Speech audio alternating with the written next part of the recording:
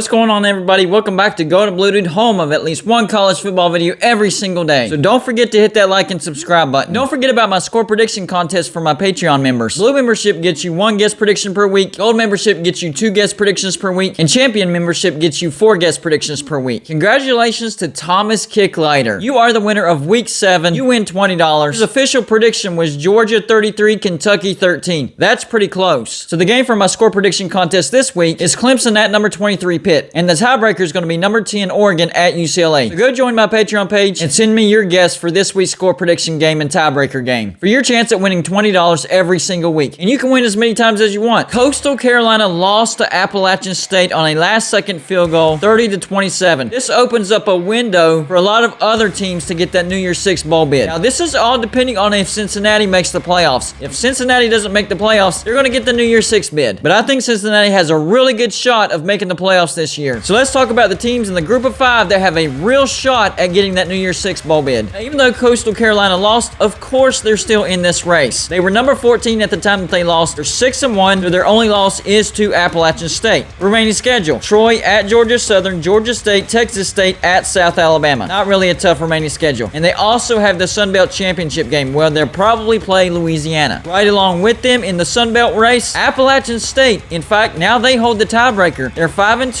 One of those losses came out of conference. Remaining schedule: UL Monroe at Arkansas State, South Alabama at Troy, and Georgia Southern. Doable as well. If they win out, they're going to the Sun Belt Championship. In the West Division of the Sun Belt, Louisiana, can't forget about the Raging Cajuns. They're 6-1. Their only loss was on the road against number 21 Texas. Remaining schedule: Texas State, Georgia State at Troy, at Liberty. That's a tough one. And UL Monroe. But even a loss at Liberty wouldn't hurt them in the race to the Sun Belt Championship game. Now on over to Conference USA. Number 24 UTSA. They are undefeated, 7-0. Their remaining schedule: at Louisiana Tech, at UTEP, Southern Miss, UAB, and at North Texas. I think UTSA has an excellent chance to get that New Year's Six bowl bid. Right behind them in Conference USA is UTEP. They're 6-1. They lost to Boise State, so that was out of conference. Remaining schedule: at FAU, number 24 UTSA. That's going to be the game. It'll probably decide who wins Conference USA, just to be honest with you. At North Texas, Rice, and at UAB. Now, they're not ranked, but if they beat number 24 UTSA and UTSA is still undefeated, that would probably get UTEP ranked. Then in the MAC, we have Northern Illinois. They're 5-2. Remaining schedule: at Central Michigan, at Kent State, Ball State, at Buffalo, and Western Michigan. Right along with them, Western Michigan. They're also 5-2, with an impressive win against Pitt, by the way. Remaining schedule: at Toledo, Central Michigan, Akron, at Eastern Michigan, and at Northern Illinois. That game at Northern Illinois will probably determine who wins the MAC as well. Even though we're all pretty sure that Cincinnati is going to go undefeated and win the AAC, and personally, I think Cincinnati will make the playoffs. What if somebody beats Cincinnati? The AAC could send somebody else to a New Year's Six bowl, and there's 2 teams in the running for that. The first one, number 21 SMU. They're 7-0. They're the team that's most likely to beat Cincinnati if that were to happen. Their remaining schedule: at Houston, at Memphis, UCF, at number 2 Cincinnati, and Tulsa. And remember, even if Cincinnati beats SMU, if that's SMU's only loss in the AAC, Cincinnati has to beat them again. But there's also another team in the running, and that's Houston. They're 5-1, and their only loss was to Texas Tech in the first game out of conference. Their remaining schedule: East Carolina, number 21 SMU. So they actually get SMU at home. Then at South Florida, at Temple, Memphis, and at UConn. So those 2 teams, SMU and Houston, they still have a shot to get that New Year's Six bowl bid. And finally, the Mountain West, and that's going to be number 22 San Diego State. They're 6-0. Remaining schedule: at Air Force, Fresno State, at Hawaii, Nevada, at UNLV, and Boise State. So the rules of getting into the New Year's Six bowl is the highest ranked group of 5 champion. So you do have to win your conference, and then after that, whoever's the highest ranked. If UTSA and San Diego State both win this weekend, I think both of those teams will jump Coastal Carolina in the rankings, so they will be in the driver's seat. You can't forget about those other teams, because 1 loss by UTSA and 1 loss by San Diego State, and all those other teams are definitely in play. So as of right now, in this moment, I think number 22 San Diego State is in the driver's seat